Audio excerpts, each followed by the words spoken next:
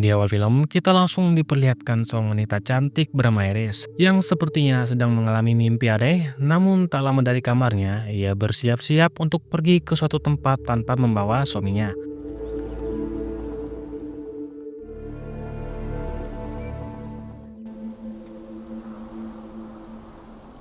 Ternyata ia mengunjungi tempat di mana barang peninggalan anaknya dikenang. Namun Iris mempunyai niat yang lain untuk pergi ke sini. Ia pelan-pelan jalan menuju tebing yang tentu saja ingin mengakhiri hidupnya. Ia berusaha membuang rasa takutnya untuk melompat, namun tiba-tiba datang seorang pria misterius yang ingin menyelamatkannya dari niat buruknya sendiri. Pria asing itu basa-basi kepada Iris untuk mencairkan suasana. I'm Richard. And you? Why don't you at least tell me your name? Huh? Elf and You're not gonna stop me. Richard yang tak benar-benar menahan Iris, ia hanya menyampaikan kata-kata yang menyentuh, pesan yang mungkin saja mampu merubah keputusan Iris untuk mengakhiri hidupnya. Di sana, Richard membahas tragedi tragis yang telah menimpanya, tentu saja membuat Iris sedikit tersentuh.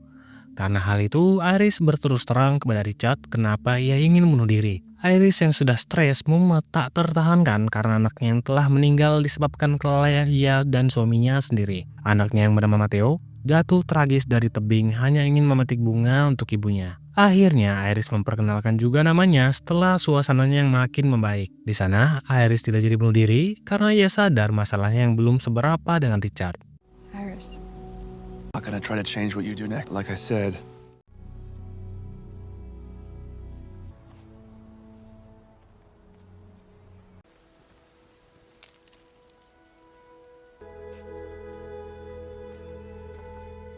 Akhirnya mereka pun keluar bersama, namun di saat mereka hendak berpisah, tingkah aneh Richard mulai terlihat, dan betul saja, ia menyetrum Iris dengan payung kecilnya.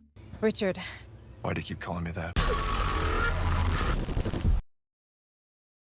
Iris terbangun dengan kondisi terikat, ia berusaha untuk tetap tenang, agar bisa memikirkan cara untuk kabur. Ingin menggunakan jam pintarnya, tapi sayangnya, ia berada di luar jangkauan. Richard juga menyadari apa yang ia lakukan. Iris memohon kepadanya untuk tidak melakukan ini. Pria asing itu malah mengambil mainan putranya yang ia ambil di bukit tadi dan memberikannya kepada Iris. Richard juga menjelaskan alasan mengapa ia melakukan ini kepadanya. Karena perawakan Iris yang sangat mirip sekali dengan pacarnya yang meninggal, yaitu Chloe. Walau terdengar sangat aneh, namun Iris bukan satu-satunya wanita yang menjadi korbannya. Hal itulah yang membuat Iris sadar bahwa Richard adalah seorang pria psycho. Beruntungnya Iris membawa senjata darurat di saku celananya. Ia mulai mengalihkan perhatian Richard dengan membahas pacarnya yang membuatnya trauma agar dia berhasil memotong segel di tangannya. And Chloe? Was she pretty? You remind me of her. Soften me up. I may have deceived you, but I speak my truth. Fuck you are.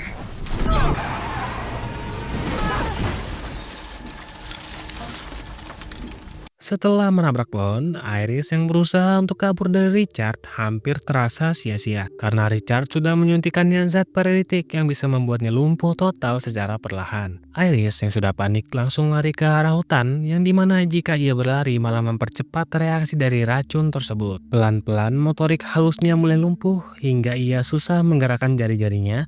Iris punya waktu 20 menit untuk bisa lari dari Richard sebelum ia mengalami lumpuh total.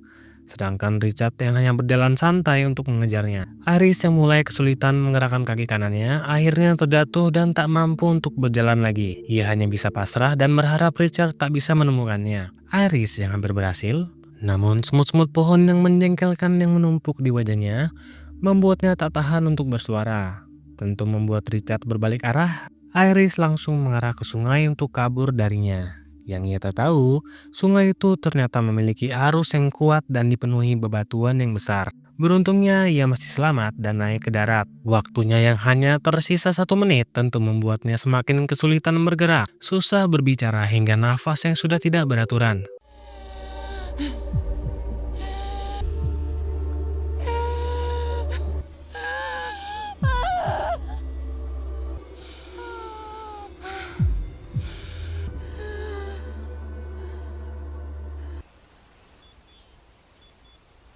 Sampai akhirnya ia benar-benar lumpuh dan hanya bisa menggerakkan kedua matanya.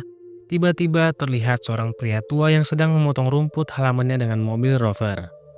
Karena kondisinya yang lumpuh, hampir membuatnya terpotong seperti rumput. Untungnya kakek itu cepat sadar bahwa ada seorang yang berbaring di depannya. Orang itu memastikan bahwa Iris masih hidup dengan memberi isyarat dengan matanya. You can hear me. Can't move. Can't talk. Am I right? Si kakek bergegas mengamankannya ke dalam rumahnya dan segera menghubungi 911 untuk menyelamatkan Iris. Tak butuh waktu lama, Richard sudah berada di luar dan mengetuk pintu kakek itu. I can't find my wife. I don't know Whoa, where she whoa, is. whoa, slow down there. Have you seen her? She's 5'6", she's pretty. Hey, I asked you to stay put. Here's your phone. I lost mine in the accident. If you want to call, just call. They'll do about that now, is there? What's your name? Andrew. Richard yang terlihat sandiwara di depannya tidak membuat si kakek tertipu oleh Richard. Iris yang berada di bawahnya hanya bisa berharap agar sang kakek tidak tertipu olehnya. Dengan kemampuan berbicara yang dimilikinya, si kakek terpengaruh dan percaya kepadanya. Namun di saat ia hendak memberitahu keberadaan Iris, dering ponsel Richard tiba-tiba berbunyi, tentu membuat kecurigaannya muncul terhadap Richard. Karena sebelumnya ia beralasan ponselnya hilang, Richard yang sadar rencana awalnya yang gagal. Akhirnya ia menghentikan sandiwaranya dan mengancam sang kakek agar segera memberitahu keberadaan Iris. Si kakek yang tidak takut kepadanya, akhirnya ia menghajar habis-habisan. And I'm pretty sure he means to hurt me.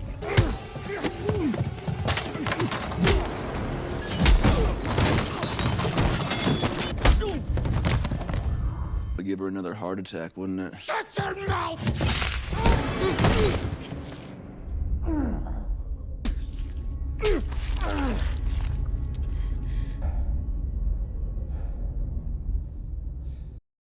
Richard yang berhasil membunuh kakek itu segera membakar rumahnya untuk menghapus barang bukti. Ia tak tahu bahwa Iris yang masih berada di sana. Tak mau dimakan api, Iris yang sudah mulai bisa menggerakkan jari-jarinya mau tak mau harus memberi sinyal kepada Richard untuk segera mengeluarkannya dari rumah itu. Richard yang sadar langsung membawanya ke mobil dan melanjutkan rencananya.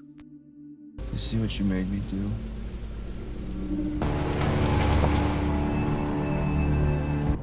I never killed a man before. Richard ditelepon oleh anaknya yang ternyata ia adalah sosok ayah yang baik, berencana menghabiskan waktu untuk keluarganya besok. Richard sadar mobilnya kehabisan bahan bakar sehingga Richard pun menepi di sebuah pom bensin di desa itu. Saat hendak membayar, ia meninggalkan Iris sendirian di dalam mobil karena ia tahu tubuhnya yang belum mampu bergerak. Iris yang mulai bisa menggerakkan tangannya berusaha melakukan segala cara untuk bisa lolos. Namun usahanya masih belum berhasil sampai Richard kembali ke mobil dan melanjutkan tujuannya. What are you doing? You don't wander off like that. Do you hear me? Well, just don't do it again. Okay?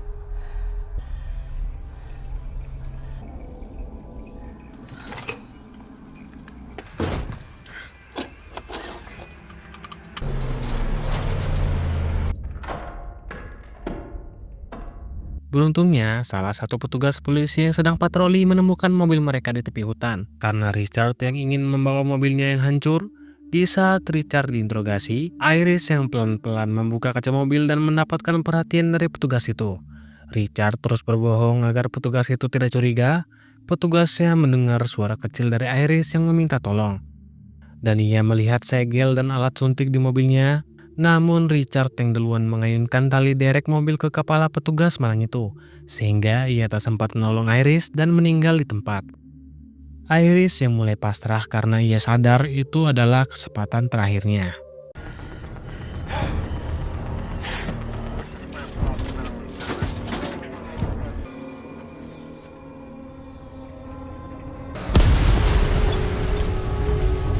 Di sana Iris membahas kematian Chloe yang membuat trauma panjang bagi Richard, bahwa tindakannya sekarang tidak akan membuatnya lebih baik, malah berujung petaka baru baginya. Iris hanya meminta agar dia dibebaskan di tepi jalan dan Richard bisa melanjutkan hidupnya bersama keluarganya.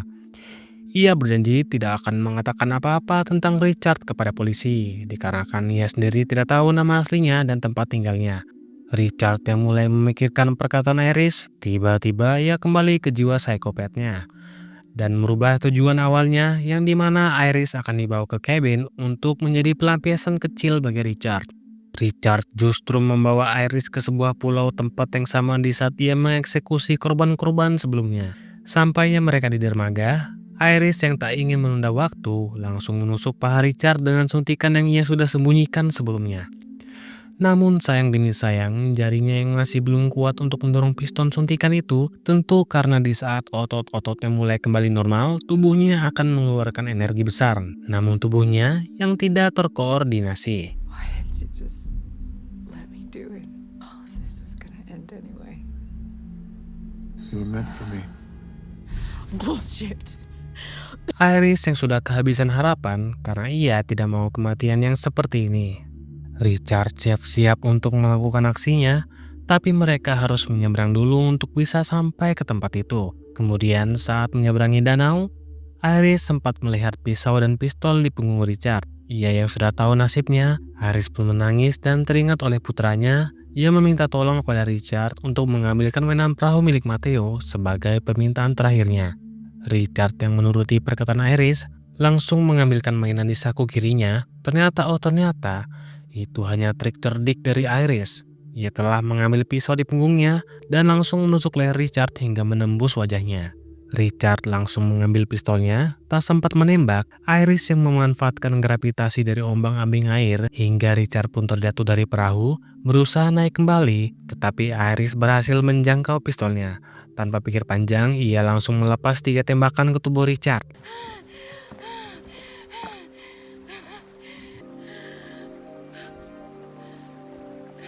Richard yang ternyata masih hidup, ia berenang ke daratan dengan luka beratnya. Sayangnya saat Iris baru saja merasakan lega setelah semua kejadiannya. Perahunya malah bocor dan pelan-pelan mulai tenggelam.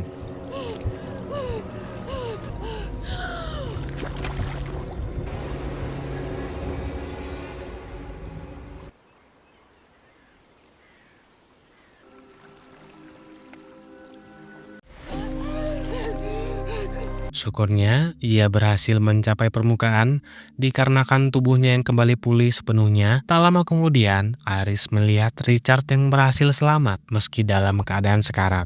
Ia pun berniat menghampirinya untuk mengucapkan terima kasih sebelum Iris meninggalkannya, dan film pun tamat.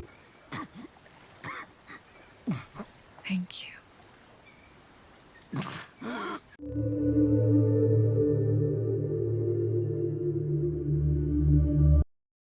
Mungkin kalian bertanya-tanya, mengucapkan terima kasih kepada seseorang yang pernah menculik dan mencoba membunuhnya memang terdengar tidak masuk akal. Namun di balik ucapan Iris kepada Richard, tersembunyi alasan yang jauh lebih dalam. Meski semua yang terjadi setelahnya penuh luka dan trauma yang berat, Richard tetaplah orang yang pernah menyelamatkan hidup Iris.